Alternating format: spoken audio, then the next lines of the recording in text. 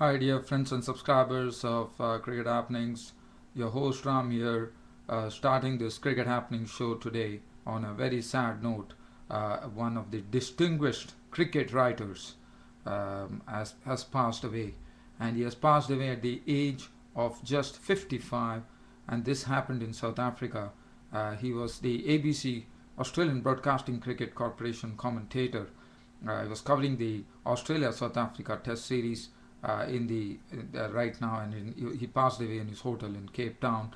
Very unfortunate. The person's name is Peter Roebuck, one of the distinguished cricket writers. He is from England, but basically he was giving commentary for Australian. He actually is an Australian commentator, but actually his origins are from England. Now, just talking about Peter Roebuck, one of the distinguished cricket writers, he was a great critic, and the way he used to write, if one would have followed his writings, it was something which was really extraordinary, because he was a very good, astute uh, leader. He has a very good sense of perception, and he used to really judge the match or judge the player in the right way and pass his comments. And he used to love cricket writing. Now, just talking about Peter Roebuck. Peter Roebuck has a very humble beginnings. Actually, he was in England. He played for Somerset, he had a blow from the great West Indian fast bowler Andy Roberts, and that made him steel his nerves. And he knows he had to emerge as a better player, and that's what he did. And he also became the captain of the Somerset cricket team in an era where we had the greats like the great Sir Vivian Richards. We had Joel Garner, the big bird bowler, and we also had Ian Botham, the beefy as he's called. He was also there. So that was the era, and that was the time when he played for Somerset. So he played alongside the likes of all these people, and well, after that he went to Australia, and he became the captain of the Somerset cricket team. He took them to some very good county championship titles, and he was a very good knowledge of the game. And as I said, he was a very distinguished cricket writer. Many people probably might have not liked his writing because he was very blunt in his criticism. Once upon a time, as you know, when India went to Australia and Australia were really struggling, he decided to say that Ricky Ponting should be removed as captain. So he was very blunt about it. Now, the other thing about Peter Roebuck is he was an Australian cricket commentator. He was along with the likes of when radio cricket commentary was in its prime. When I used to listen to the Australian broadcast, Australian ABC, Australian Broadcasting Corporation, the ball by ball descriptions.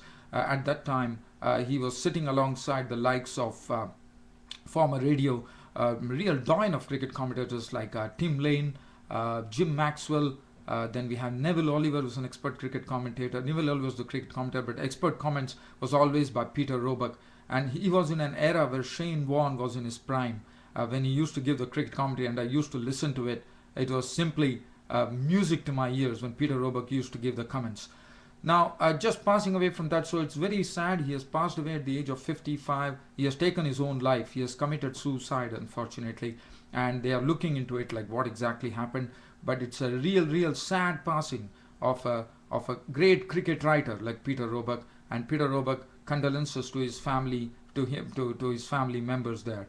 Now, let's get on from here, and let's move on to real cricket. Tomorrow is the second one day international which starts between India, sorry, second test match which starts between India and West Indies. India are already 1-0 up. They are absolutely buoyed up by the success, no doubt about that. And tomorrow will be the second test, which is going to be starting at Eden Gardens in Kolkata. And for India, well, everything is going well. They are the full strength, the barring Zahir Khan. The batting is coming together. The bowling is also, the bowling spin has been the key where Ashwin Sharma really spun them around, and that's what resulted in India win. But India, even after after being bowled out very cheaply, after conceding the lead, they still came up trumps. Now, as far as India is concerned, what could be the one is, let's talk about the I'm just doing a preview here. Let's talk about the Eden Gardens Kolkata. Now Eden Gardens Kolkata, what is going to be interesting to see is now the major thing which is happening as far as India is concerned, or test matches are concerned, is that the crowds are dwindling. The crowds are not coming for the test matches. They want to watch the slam bang version, the 2020 version of the game. But according to me, test cricket is a classical version of the game, and test cricket should be preserved. And test cricket has all the ingredients of being a good one, because as you know, test matches are producing results. So I wouldn't really agree with that. And as I said, they are the classical form of the game. Now for India, what are they going to do? Now, as far as India is concerned, I don't think there could be any changes. They might retain the same winning combination. Everyone are in form. Virendra Sehwag, Gautam Gambhir briefly showed that he is in form. Rahul Dravid, Tendulkar, whether he can go on to his 100th century in his international career, that is something which you have to see. Lakshman, Yuvraj Singh, everyone has been into form. Yuvraj Singh probably didn't get a good knock in the second innings, but probably he will also. Dhoni is in some good form there. Not in that test, but probably he will be. Ashwin, now for West Indies, the question would be how do they cope with Ravichandran Ashwin's carom ball, Ravichandran Ashwin's bowling, whether they are able to get a wood over Ashwin. Now, one thing, Ishan Sharma bowled very well. Pragyan Oja is always impressive. Umesh Yadav has been doing well. As far as West Indies are concerned, there could be the changes could be that the opener Adrian Barath could be drafted in place of probably Kieron Powell. So Craig Bradford and Adrian Barath should open.